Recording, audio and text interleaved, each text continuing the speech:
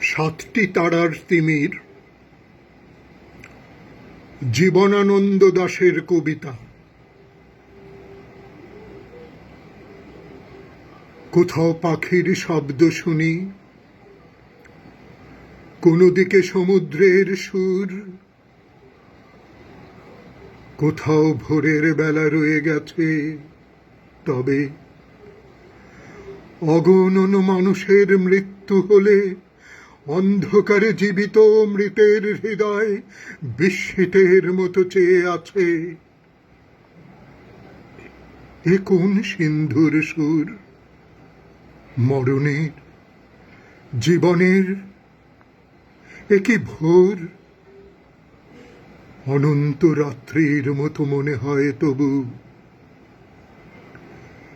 একটি রাত্রির ব্যথা সয়ে সময় কি অবশেষে এরকম ভোরবেলা হয়ে আগামী রাতের কাল পুরুষের শস্য বুকে করে জেগে ওঠে?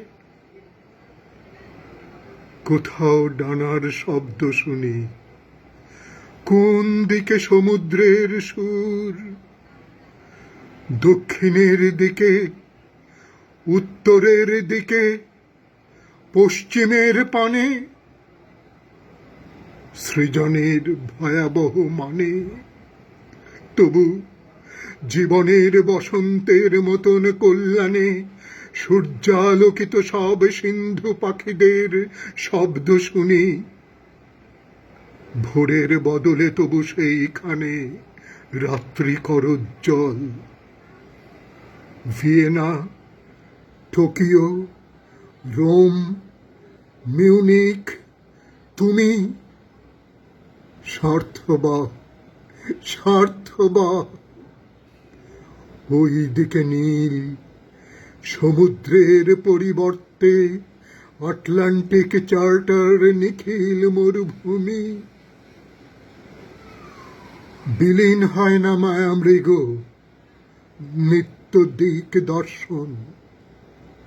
যা জেনেছে, যা শেখেনি, সেই মহাশ্মশানের গর্ভাঙ্কে ধূপের মতো জ্বলে জাগে নাকি হে জীবন, হে সাগর, শকুন্ত ক্রান্তির কলরোলে।